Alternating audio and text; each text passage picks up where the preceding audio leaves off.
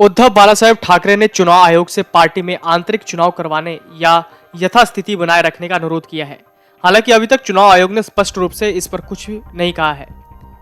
ऐसे में सबसे बड़ा सवाल यह है कि 23 जनवरी को उद्धव ठाकरे का कार्यकाल समाप्त हो रहा है, तो क्या वो उसके बाद भी पार्टी के अध्यक्ष बने रहेंगे? अध्यक्ष पद को लेकर गतिरोध के बारे में पूछे जाने पर पार्टी नेता अनिल परब ने जोर देकर कहा कि ठाकरे पद पर बने रहेंगे, क्योंकि चुनाव आयोग ने कोई विशेष निर्देश नहीं दिया है। उन्होंने कहा, उद्धव ठाकरे पार्टी कार्यकर्ताओं और नेताओं के लिए शिवसेना पार्टी के अध्यक्ष हैं और रहेंगे। पार्टी कार्यकर्ताओं को किसी अनुमति की जरूरत नहीं है। हमने केवल कानूनी औपचारिकताओं का पालन करने के लिए चुनाव आयोग से अनुमति मांगी थी। बता दें कि चुनाव आयोग ने शुक्रवार को शिवसेना पार्टी के चुनाव चिन्ह मामले की सुनवाई करते हुए ठाकरे और शिंदे गुटों से 23 जनवरी से 7 दिनों में अपना लिखित जवाब देने को कहा और अगली सुनवाई 30 जनवरी के लिए निर्धारित की। इस पर परब ने कहा, हमारे वकील ने तर्क दिया कि पार्टी सिर्फ सांसदों और विधायकों से नहीं होती, बल्कि इसमें राष्ट्रीय कार्यकारिणी और पार्टी संगठन शामिल है और इसमें हमारे पास बहुमत है। परब ने कहा कि 2018 की राष्ट्रीय कार्यकारिणी की बैठक के बाद उद्धव ठाकरे के फिर से चुने जाने पर किसी ने कोई सवाल नहीं उठाया था।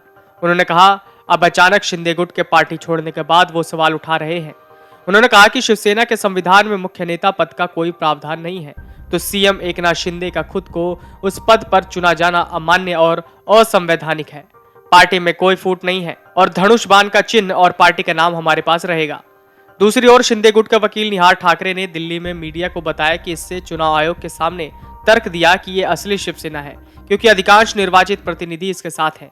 उन्होंने कहा, एक निर्वाचित पार्टी की मान्यता उसे प्राप्त वोटों पर निर्भर करती है। ऐसे में अगर सबसे ज्यादा चुने हुए प्रतिनिधि हमारे साथ हैं, तो हम असली पार्टी हैं। हमें ईसीआई से अच्छे फैसले की उम्मीद है।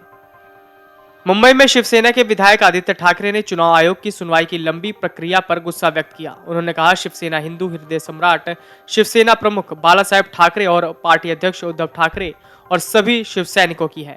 फैसला हमारे पक्ष में होगा, क्योंकि सच्चाई हमारे साथ है।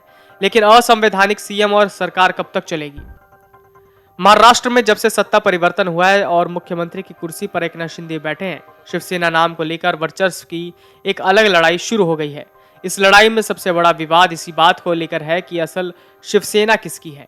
अभी के लिए दोनों उद्धव और एकनाथ शिंदे के पास शिवसेना नाम नहीं है, लेकिन दावे दोनों तरफ से हुए हैं। ऐसे में अब चुनाव आयोग इस पर क्या फैसला देता है, ये जरूरी है। शुक्रवार को चुनाव आयोग ने इस मामले में अपनी तीसरे दिन की सुनवाई पूरी कर ली है।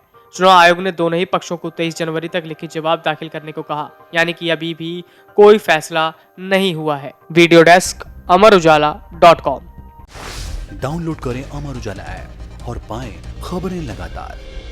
अगर आप ये वीडियो YouTube पर देख रहे हैं तो हमारे चैनल को सब्सक्राइब करें और बेल आइकन को दबाना ना भूलें। अगर आप Facebook पर ये वीडियो देख रहे हैं तो हमारे पेज को लाइक करें।